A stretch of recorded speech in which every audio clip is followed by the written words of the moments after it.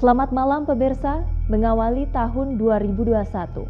Telusur malam ini akan menghadirkan sejumlah investigasi terbaik kami. Beberapa peristiwa sempat menjadi sorotan dan perbincangan publik. Peredaran narkoba di tanah air tak henti-hentinya terjadi. Bahkan kali ini, narkoba diproduksi di dalam lembaga pemasyarakatan. Bagaimana pelaku bisa dengan leluasa memproduksi narkoba di dalam penjara? Inilah penelusuran kami pada medio Oktober 2020 lalu dalam episode Surga Narkoba di Balik Penjara. Hampir di setiap blok ada apotik.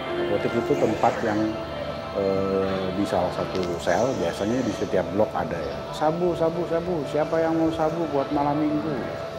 Saya juga pernah ditawarin itu.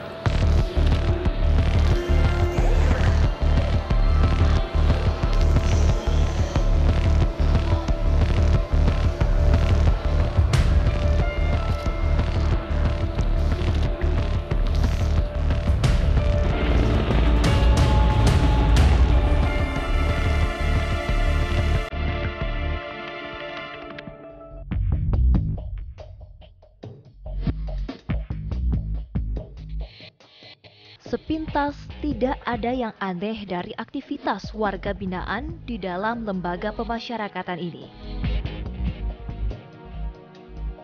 Semua warga tampak menjalani hari-hari di dalam lapas sesuai dengan aturan yang berlaku.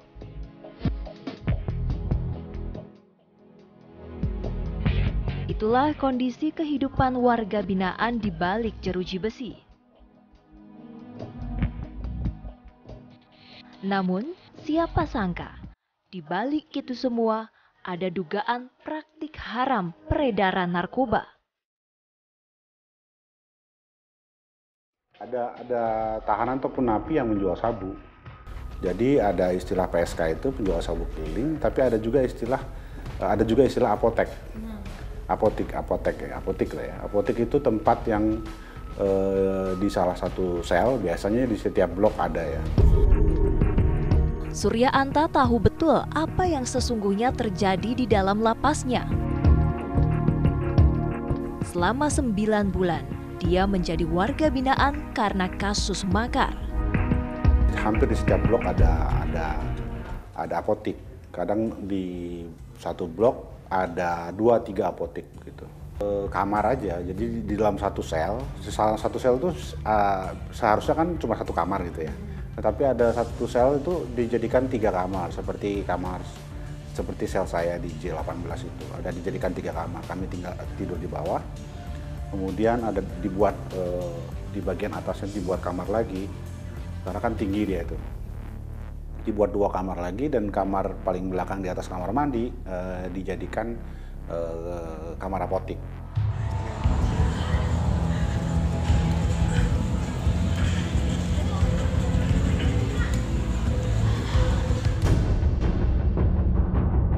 Inilah fakta yang kami dapatkan. Bagaimana jual beli narkoba terjadi di dalam penjara. Bahkan di salah satu blok ada satu sel penjara dinamai apotik narkoba. Tak hanya jual beli narkoba, di tempat ini para napi bebas mengkonsumsi narkoba.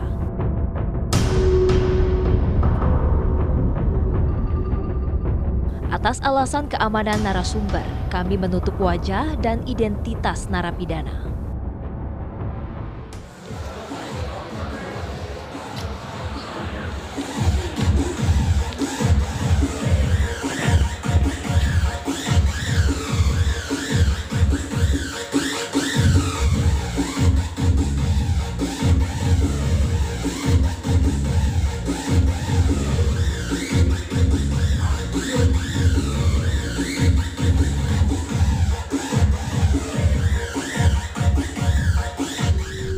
Inilah fakta mengejutkan itu. Di salah satu sel penjara di Bilangan, Jakarta ini, para narapidana justru bebas menggelar pesta narkoba. sel yang disulap menjadi apotik narkoba ini selalu ramai pengunjung. Ruangan selnya pun dihias guna menghidupkan suasana. Sumber kami di lapangan menyebutkan, dalam sepekan, para napi bisa 2 hingga 3 kali berpesta narkoba. Itu mah sama aja bang, kita sama ya kayak kita datang ke kamar nih, siapa yang jual kamar kita tahu, kita samperin, udah kita bayar, atau mau pakai di situ atau kita bawa ke kamar kita, sama. Si BD itu dapat barangnya dari mana? Kalau itu mah bang ya kita kurang tahu juga, mungkin dari besukan atau dari mungkin ya maaf kata, dalam arti kata ya mungkin dari orang dalam juga. Sekarang nggak mudah itu masukinnya. Ya oknum, berarti ada oknum. Seorang mantan narapidana membenarkan adanya apotik narkoba itu di dalam lapas.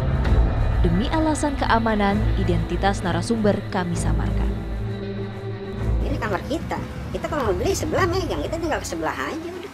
Mau pakai iya, ke blok lain, biasanya ke blok A atau ke blok B. Susah bang, kalau pemakai itu buat berhenti total itu susah. Jadi butuh proses, butuh waktu. Emang kita kembali ke diri sendiri juga sebenarnya. Makanya yang dibilang orang masuk itu nggak ada yang kapok. Dia masuk lagi udah biasa, karena pikir di dalam juga ada kok. Nggak ada bedanya, cuman bedanya kita nggak bisa keluar aja.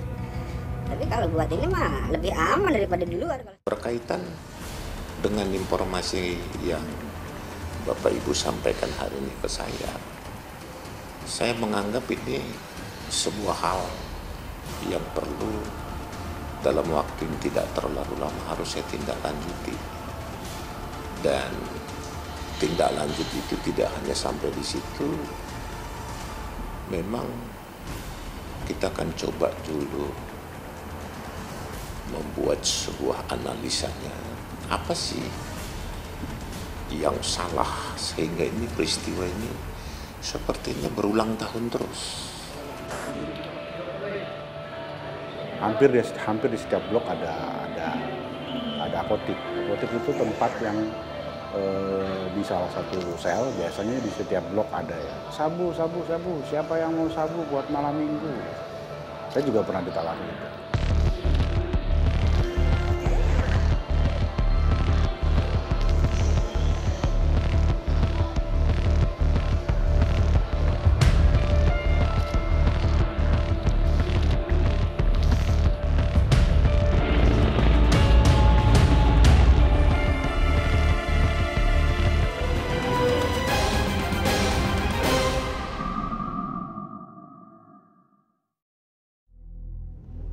Madu kini menjadi salah satu barang yang banyak dikonsumsi masyarakat di tengah pandemi. Banyak orang memanfaatkan madu untuk meningkatkan daya tahan tubuh.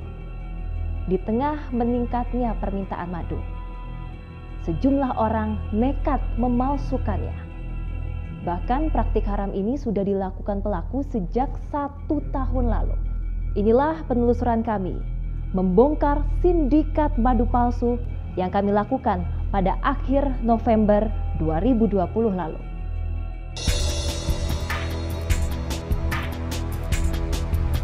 Saat banyak orang berjuang meningkatkan imunitas tubuh di tengah pandemi dengan madu, ada ulah nakal sebagian orang meraup keuntungan dengan cara tak halal. Praktik kotor itu dilakukan dengan cara memalsukan madu. Memanfaatkan momentum di tengah tingginya permintaan madu oleh masyarakat, pelaku menjual madu palsunya sebagai madu asli asal Lebak, Banten. Masyarakat biasa mengenalnya sebagai madu Baduy. Polda Banten menelusuri kasus ini dan menangkap pelakunya dengan berpura-pura sebagai pembeli.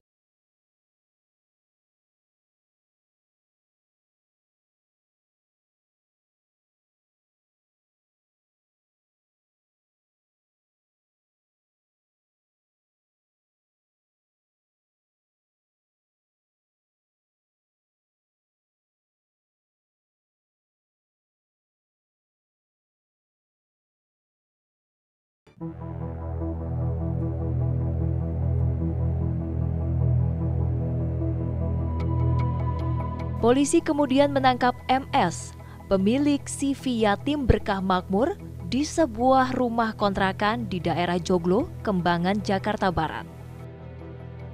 CV Yatim Berkah Makmur menjadi supplier madu Baduy palsu. Sudah 1 tahun, MS mengedarkan madu palsunya ke sejumlah daerah. Pelaku warga Pekalongan itu memalsukan madu karena tergiur keuntungan yang didapat. Dirinya membuat madu palsu setelah sebelumnya berjualan mie ayam. Kepikirannya bisa malsuin madu itu dari permintaan beli, Pak.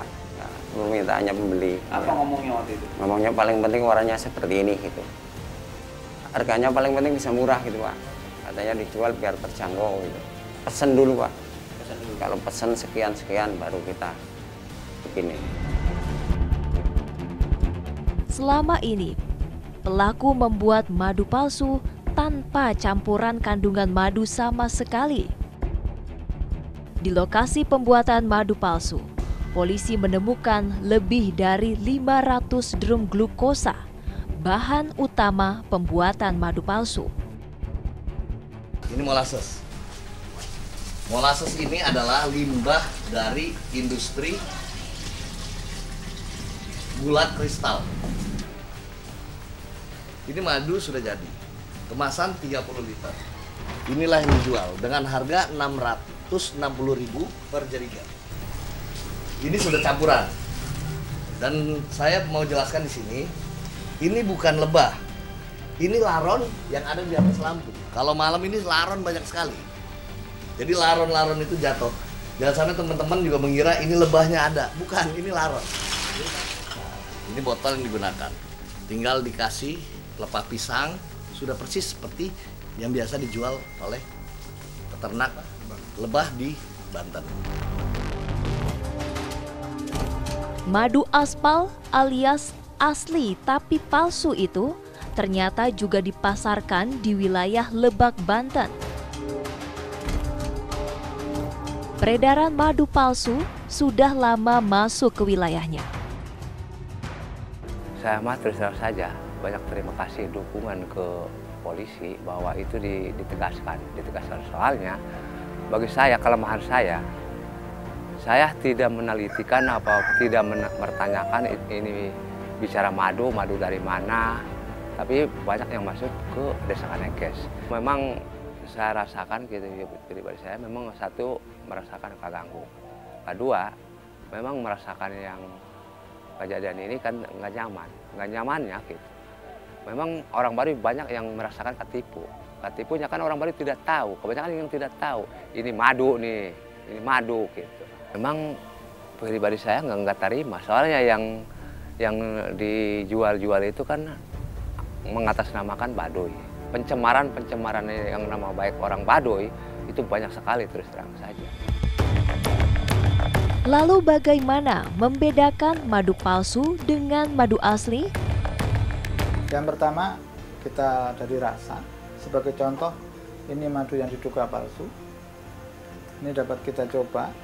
Nah, beberapa saat setelah kita mencoba madu ini, akan timbul rasa pahit. Tidak seperti madu pada umumnya. Kemudian yang kedua, itu bisa kita cium. Ya. Bau antara ini yang madu Baduy, kemudian ini yang madu diduga palsu.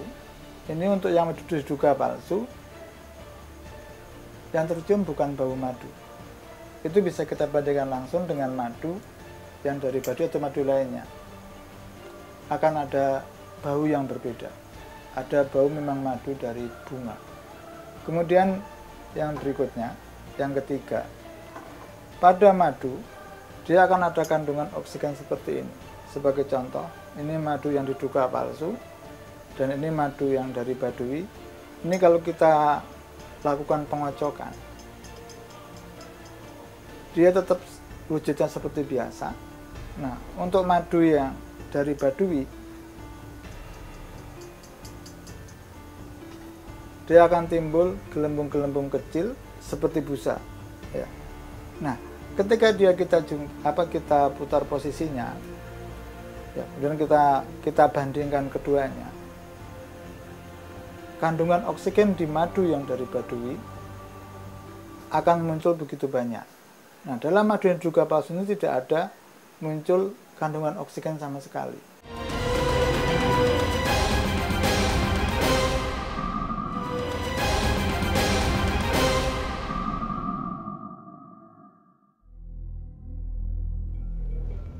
Tak hanya soal makanan, investigasi terbaik kami juga menemukan adanya limbah beracun dan berbahaya dari luar negeri masuk ke Indonesia. Bagaimana limbah B3 itu bisa berjejer di pelabuhan di tanah air? Siapa saja yang ikut bermain? Inilah penelusuran kami pada akhir Februari 2020 lalu dalam episode Negeri Penampung Limbah Beracun.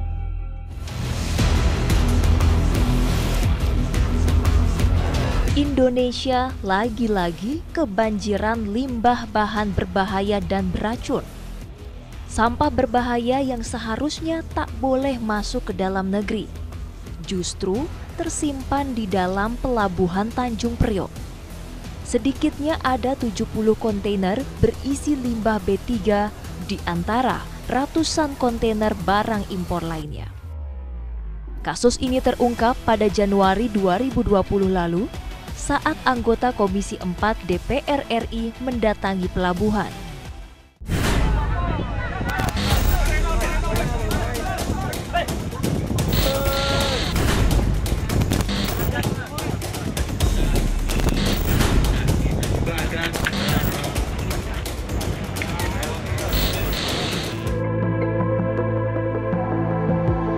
Lalu bagaimana sampah terkontaminasi B3 itu dapat masuk ke Indonesia? Bagaimana pengawasannya selama ini? Jadi menurut Bapak sampah apa bahan baku? Ya, baik. Pak, saya kembali ke yang Pak Dirjen Daglu menyatakan bahwa dasar kita tentunya sama dengan Permendag 31. Pak, tadi yang ditanya Pak Dedi, sampah atau bahan baku? Itu aja. Jawab aja. Ya, Pak. Karena kami sudah menerbitkan itu LS, kami sudah berasumsi itu bahan baku, Pak. Bapak bahan baku? Iya. Nah, ini bahan baku apa, Pak? Iya. Nah, ini Pak. Ini kan tentunya. Ya, nggak usah muter. Saya nanya aja, ini bahan baku apa? Ini kata Bapak bahan baku. Ini bahan baku apa? Ya, baik, Pak. Mungkin saya akan teman-teman pelaku bisnis ini bisa diproses menjadi ini kita biji plastik. Biji plastiknya berbeda. Ini kan ada limbah B3-nya. Sederhana aja. Ya. Ini menurut Bapak, muter, Pak. menurut Bapak sesuai nggak dengan Permenag? Ya, makanya saya akan berbicara tadi bahwa di dalam melakukan pemeriksaan yang pertama sesuai pasal 3 atau pasal 4, Pak, bahwa yang dilakukan tadi kan tidak berasal dari kegiatan landfill, kemudian tidak terkontaminasi, kemudian di backup lagi bahwa ada surat pernyataan dari eksportir dan importir. Begini aja, Bapak nggak usah muter, itu administratif, kita paham. Ini sesuai nggak dengan Permenag? Ya, Pak, kalau ini kami periksa cuma barangnya ini, kami nyatakan ini. Saya tegaskan di sini. Barang ini tidak pernah diperiksa oleh di sana oleh supplier. Ya. Itu aja. Ya. Ini sudah bilang itu limbah itu. Kalau barang ini, Pak, kita kan memberikan. Ya, itu dari situ. Ya, baik. Dari situ. Ya, baik. Makanya Pak, nanti salah satu tadi kan juga disampaikan. Saya tidak muter-muter, Pak, tentunya kami juga. Bapak punya nasionalisme nggak, Pak? Iya, Pak. Mau nggak negaranya jadi tempat sampah? Memang dibutuhkan itu limbah non B3 sebagai bahan baku daur ulang. Jadi bukan sampah yang kita izinkan untuk masuk. Ada dalam negeri, cuman masih belum mencukupi. Contohnya scrap. Inspeksi Januari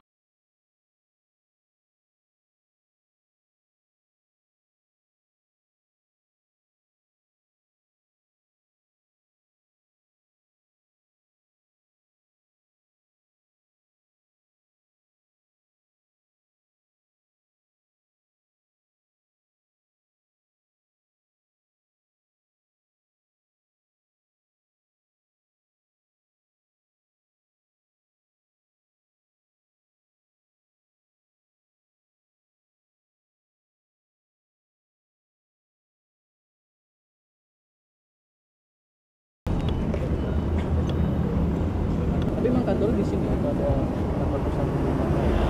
Enggak, di sini tadinya bukan produksi.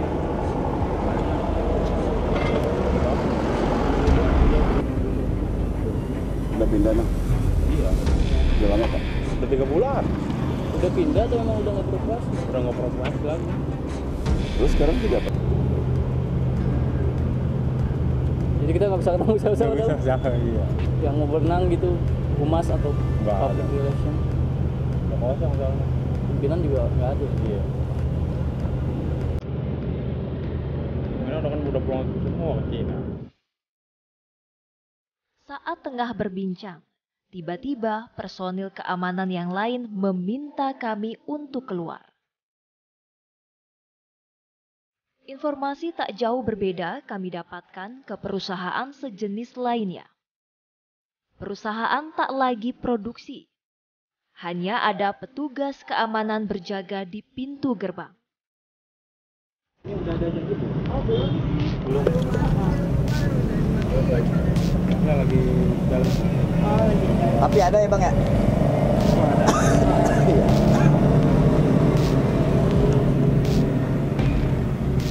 Kami dari Direktorat Jenderal Penegakan Hukum dan Kehutanan juga melakukan penegakan hukum, di mana ada satu kasus yang kami tanganin, yaitu PT ART, yang mereka melakukan mengimpor limbahnya, limbah plastik yang terkontaminasi limbah B3, sebanyak 87 kontainer. Kami lakukan penindakan dan saat ini sudah kami tetapkan tersangka kedua orang, yaitu warga negara Singapura, direktur dan komisaris daripada PT